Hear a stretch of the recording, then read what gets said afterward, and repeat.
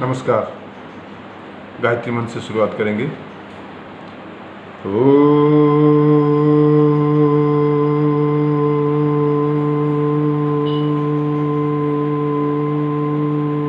भूर्भुवस्सुः तत्सवितुर्वरेण्यं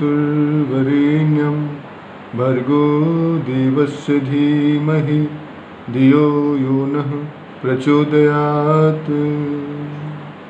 परम पूज्य गुरुदेव परम वंदनीय माता जी की सूक्ष्म उपस्थिति में इस वेबिनार में हिस्सा ले रहे सभी आत्मीय भाई बंधु, विशेष रूप से इस डिपार्टमेंट के हेड आदरणीय डॉक्टर सुरेश बर्णवाल जी और तमाम हमारे योग विभाग के सदस्य, आज की हमारी चर्चा का विषय है personality development through yoga. Basically जब हम पर्सनालिटी की बात करते हैं तो इसमें एक महत्वपूर्ण पहलू ये आता है, in personality is an important thing. In modern psychology several approaches have been adopted to understand it. However, from yogic point of view, personality can be understood from a different perspective. A holistic personality comprises physical, emotional, intellectual, social and spiritual dimensions. इस particular personality के development की बात यदि हम करें तो वो केवल और केवल योग के माध्यम से संभव है। और योग के विषय में इस चर्चा से जुड़ने वाले सभी सदस्यों को पता है, योग और कुछ नहीं बल्कि it's an union between individual self to the supreme self.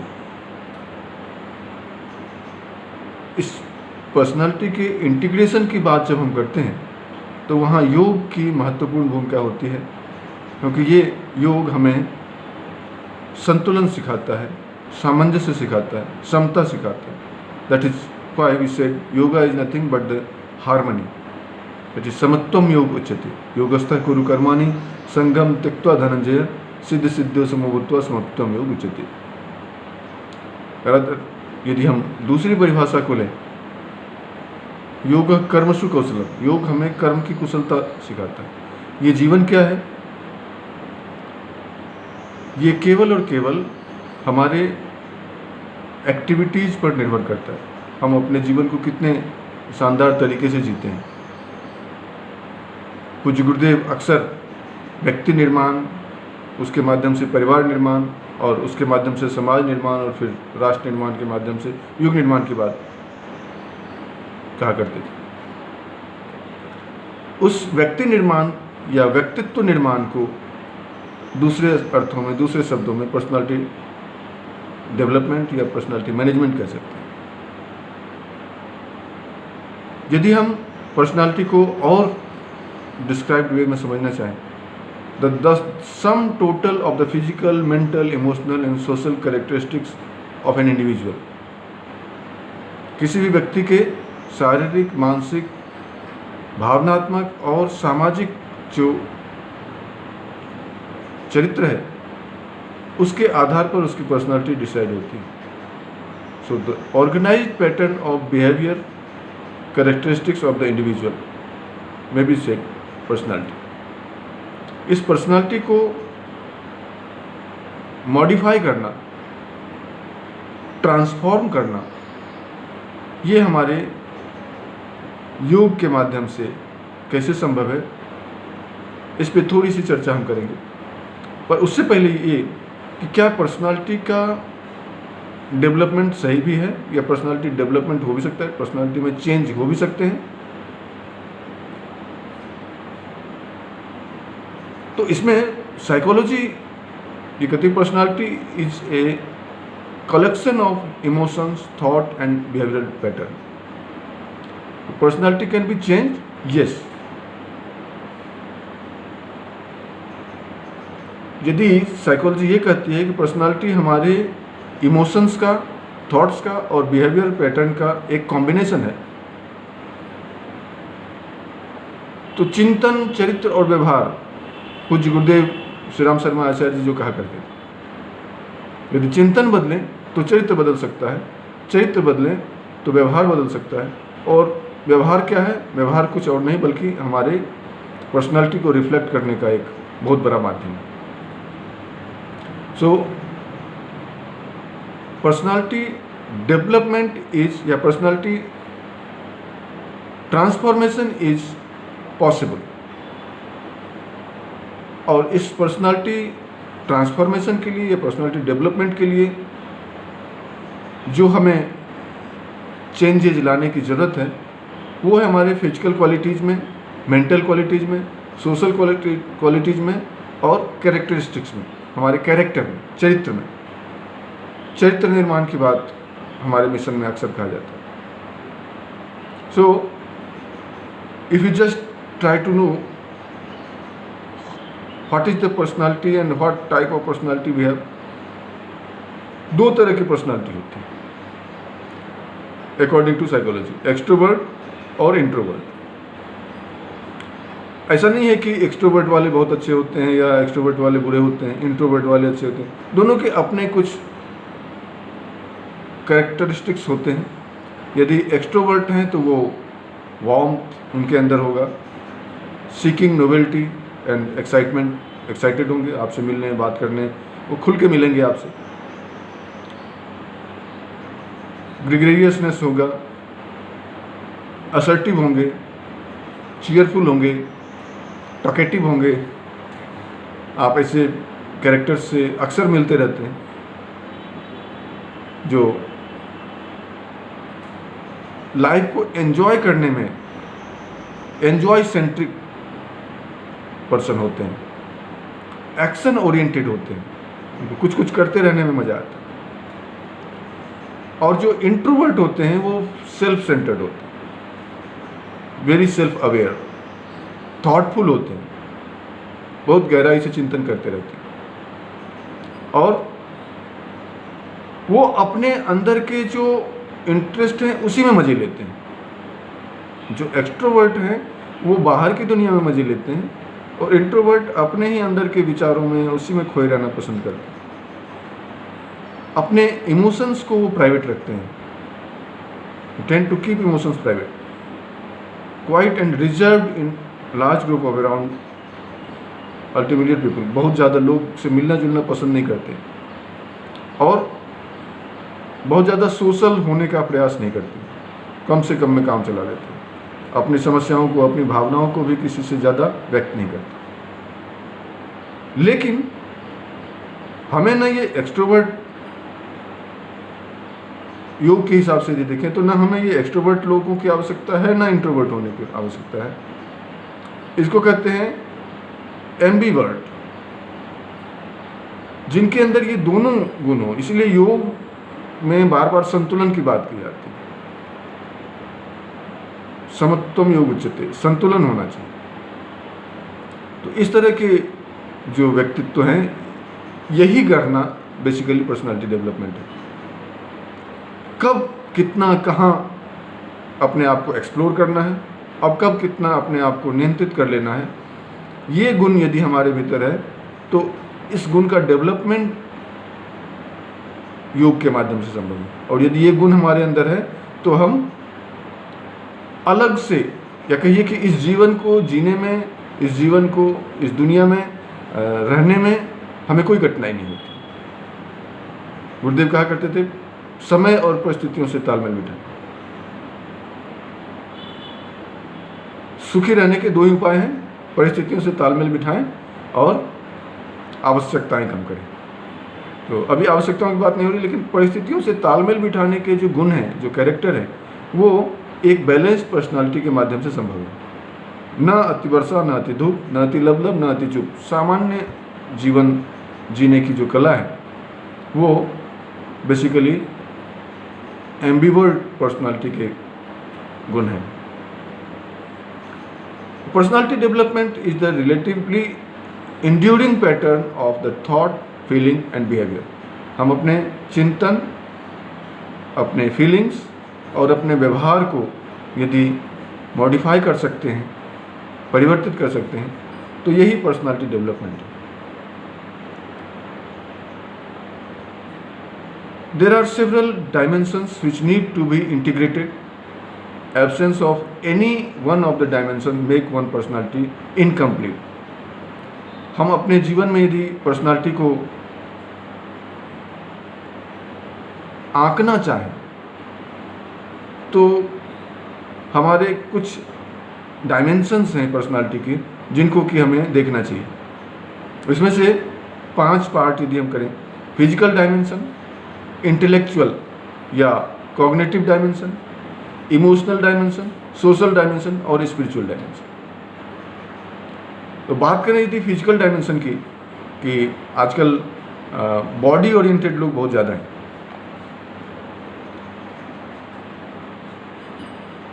अच्छी अच्छी मसल वाली बॉडी, बाइसेप्स, ट्राइसेप्स, और उससे लोग काफ़ी प्रभावित होते हैं। एक जो पहली इमेज लोगों के अंदर आती है कि अच्छी बॉडी बना रखी है, लेकिन वो केवल और केवल फिजिकल अट्रैक्शन है, शारीरिक आकर्षण है। वो फिजिकल डायमेंशन भी आवश्यक है, वो हमारी पर्सनालिटी का ही हिस्सा है, और वो स्वस्थ होना चाहिए। बहुत ज़्यादा मसल्स हमारे डेवलप ना हो, अलग अलग वो कैटेगराइज्ड वे में दिख रहे हैं कि नहीं दिख रहे हैं ये ज़रूरी नहीं है, पर एक स्वस्थ व्यक्ति का स्वस्थ शरीर के अंदर स्वच्छ मन का वास होता है। इसलिए व्यक्ति के फिजिकल डायमेंशन में उसके शारीरिक स्वास्थ्य का होना बहुत ज़रूरी है। उसके लिए योगाभ्यास है, योग में क्रियाएं हैं, आसन है, प्राणायाम है, जिससे हम शरीर को स्वस्थ रखते हैं। पर ये एक आयाम है पर्सनालिटी का। यदि हम योग के हिसाब से लें तो ऐसे भी अन्नमय, प्राणमय, मनोमय, विज्ञानमय और आनंदमय 5 कोश हैं। उन 5 कोशों की बात को यदि हम समझना चाहें, समझाना चाहें तो वो थोड़ा कठिन होगा 5 कोश को। हालांकि आप सभी योग की जानकारी रखने वाले लोग हैं तो आपके लिए नई बात नहीं है, लेकिन उन 5 डायमेंशंस को डेवलप करने की बात यदि कहेंगे तो कहेंगे आप तो आत्मा परमात्मा की बात करने लग गए, आप कुछ व्यवहारिक बात की। मैं नए लोगों के लिए कह रहा हूँ। ये जो 5 डायमेंशंस हैं, फिजिकल डायमेंशन उसमें से पहला है, जिसको कि हम अन्नमय कोश कर रहे हैं। दूसरा है मनोमय कोश, और उसी को इंटेलेक्चुअल डायमेंशन कहते हैं।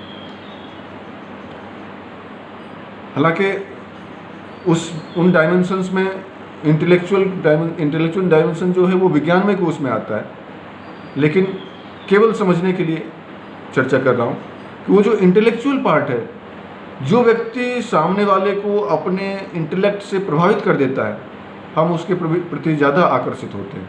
हाँ, बातें बहुत अच्छी करता है, नहीं उसके बातों में दम है। वो कहाँ से आता है? जब वो अपने ही मेधा का प्रयोग करता है, अपने ही इंटेलेक्ट का प्रयोग करता है। ये एक डायमेंशन होता है हमारी पर्सनालिटी का। तीसरा होता है इमोशनल डायमेंशन, जिसमें हमारी भावनाएं होती हैं। आप बहुत अच्छे व्यक्ति हैं शारीरिक रूप से, मानसिक रूप से, पर लोगों के दुखों में शामिल नहीं होते हैं, लोगों के भावनाओं को नहीं समझ पाते हैं। जैसे आपने वो फिल्म देखी होगी 3 इडियट्स, वो जो वहाँ के डीन होते हैं, वो लोगों के इमोशन से कोई लेना देना नहीं, बहुत अच्छे पर्सनालिटी है। वो अपने बच्चों को बहुत ही अच्छा, बहुत ही तेज तर्रार, दुनिया में कहीं भी फेल नहीं होने वाले व्यक्तित्व का निर्माण करना चाहते हैं, लेकिन उनके अंदर की वो फीलिंग नहीं है। उस फीलिंग की कमी की वजह से, उन इमोशनल डायमेंशन की कमी की वजह से वो कंप्लीट पर्सनालिटी नहीं है। इसलिए गुरुदेव ने बार बार भावनाओं को उभारने की बात कही है, भाव संवेदना की गंगोत्री की बात कही है। बगैर भावनाओं के व्यक्ति पूरा नहीं हो सकता। तो व्यक्तित्व का वो हिस्सा जो हमारे लिए हमारी भावनाओं को भी केंद्र में रखता है, उस भावनात्मक डायमेंशन का डेवलपमेंट भी जरूरी है। चौथा है सोशल डायमेंशन। आप बहुत शारीरिक रूप से सक्षम हैं, आर्थिक रूप से सक्षम हैं, समाज में क्या हो रहा है, पड़ोस में कौन है, उनके क्या घटना घट रही है आपको पता ही नहीं, या आपके घर क्या हो रहा है समाज पड़ोसियों को नहीं पता। आप सोशल नहीं हैं। ऐसा कहता है साइकोलॉजी कहती है कि यदि आप सोशल नहीं हैं अनसोशल हैं तो आपके एंटी सोशल होने के चांसेस हो जाते हैं। इसलिए एंटी सोशल होने से बचने के लिए ज़्यादा जरूरी है कि सोशल होना चाहिए। संवेदना होनी चाहिए, भावना होगी तो हम समाज के प्रति अपना कर्तव्य समझेंगे, आसपास की सफाई का ध्यान रखेंगे, आसपास के वातावरण का ध्यान रखेंगे। हम यदि वनस्पतियों का शोषण दोहन कर रहे हैं तो समाज में और कहीं वृक्षारोपण का काम करेंगे। सामाजिक होना, यदि आप सामाजिक नहीं हैं, लोगों से मिलते जुलते नहीं हैं, उनकी भावनाओं में, उनके खुशी और गम में शामिल नहीं होते हैं, तो ऐसे में आपकी पर्सनालिटी आधी अधूरी कही जाती है, कमज़ोर कही जाती है। तो एक ये आयाम भी पर्सनालिटी का है जिसे डेवलप होना जरूरी होता है। और अंतिम है स्पिरिचुअल डायमेंशन, आनंदमय कोश। उस आनंदमय कोश का, स्पिरिचुअल डायमेंशन का डेवलप होना भी बहुत ज़रूरी है। अक्सर आप देखते हैं कि जो सामाजिक कार्यकर्ता होते हैं वो दूसरों की सेवा करते हैं, उनके अंदर एक अहंकार की भावना उत्पन्न हो जाती है। लेकिन यदि वो सचमुच सेवा के भाव से करेंगे तो वो अहंकार, वो नेगेटिविटी नहीं आएगी। हमारे मिशन में जितने भी कार्यकर्ता देश भर में काम करते हैं वो सब इसी भाव से काम करते हैं कि वो समाज को देवता मानते हैं। ईश्वर हर जगह विद्यमान है और हम जो कुछ भी कर रहे हैं ईश्वर की सेवा मान के करते हैं, जिसको भगवान कृष्ण ने गीता में कर्मयोग की संज्ञा दी है। जो कुछ भी आप कर रहे हैं वो सब भगवान को अर्पित करते चलें, तो उससे आप कर्मों के बंधन में नहीं बनते हैं, कर्मों से मुक्त होते चले जाते हैं। ऐसे कर्मों की प्रधानता को ध्यान में रखते हुए, समाज को के हित को ध्यान में रखते हुए जो लोग स्पिरिचुअल एक्टिविटीज करते हैं उनके प्रति हमारा आदर, हमारे सम्मान का भाव अधिक होता है। किसी भी संत से, ऋषि से, महात्मा से मिलते हैं तो उनके भीतर का जो वो कैरेक्टरिस्टिक्स है वो उनके चेहरे पे, उनके पर्सनालिटी में दृष्टिगोचर होता है और इसी वजह से हम उनके उस व्यक्तित्व के उस आयाम से बहुत ज़्यादा प्रभावित होते हैं। तो हर पर्सनालिटी के अंदर ये पांचों गुण सामान्य रूप से विकसित हों तो हम कह सकते हैं कि ये हमारी कंप्लीट पर्सनालिटी है। और ये पर्सनालिटी का जो हिस्सा है वो कहीं भी कमज़ोर है तो उसे उभारने की, उसे डेवलप करने की आवश्यकता है। तो yoga plays a critical role in development of positive emotions. It brings emotional stability, it helps to control negative emotions. Similarly, other principles of yama, niyama, with help of develop positive emotions and attitudes in our personal and social life, and therefore help in managing the emotions. अपनी भावनाओं को नियंत्रित करने के लिए, उन्हें संतुलित करने के लिए, उन्हें विकसित करने के लिए ये जरूरी है कि हम योग को अपनाएं। यदि हम पर्सनालिटी डेवलपमेंट की बात कर रहे हैं तो इसमें कौन कौन से डायमेंशंस आते हैं? इसमें ये हमारे अवेयरनेस को इम्प्रूव करता है, ये हमारे सेल्फ नॉलेज को इम्प्रूव करता है, हमारे सेल्फ डायरेक्शन को बेहतर बनाता है, सेल्फ कॉन्फिडेंस को बिल्डअप करता है, ये हमारे लाइफस्टाइल की क्वालिटी को बेहतर करता है। ये सारे डायमेंशंस जो हैं, जब हम नियमित योगाभ्यास करते हैं, योग के उन सभी आयाम को, केवल हठ योग नहीं, केवल अष्टांग योग नहीं, बल्कि भक्ति योग भी, ज्ञान योग भी, भावनाओं को उभारने के लिए भक्ति योग, अपने इंटेलेक्ट को उभारने के लिए ज्ञान योग, अपने स्पिरिचुअलिटी को उभारने के लिए कर्म योग, ऐसे सभी योगाभ्यासों का हम जब सामंजस्य करते हैं तो वो हमारे कंप्लीट पर्सनालिटी को डेवलप करने में हमारी मदद करता है। और योग के वो तमाम पहलू जो हम जानते हैं उसे व्यवहार में लाने की आवश्यकता है, जिसके माध्यम से कि हम एक कंप्लीट मैन, एक ऑर्गेनाइज्ड मैन, जैसे गुरुदेव ने कहा भी है, इस देव संस्कृति विश्वविद्यालय का उद्देश्य है अच्छे मनुष्य, सच्चे मनुष्य, महान मनुष्य और सर्वांगपूर्ण मनुष्य। वो सर्वांगपूर्ण मनुष्य बनाने की जो कल्पना है वही है कंप्लीट पर्सनालिटी और कंप्लीट पर्सनालिटी डेवलपमेंट। तो उस पर्सनालिटी डेवलपमेंट के परिप्रेक्ष्य में हमें योग के तमाम पहलुओं को, तमाम गतिविधियों को, तमाम ऐसे एक्टिविटीज़ को अपनाने की आवश्यकता है। सो अपनी बात समाप्त करता हूँ। ओम शांति शांति शांति।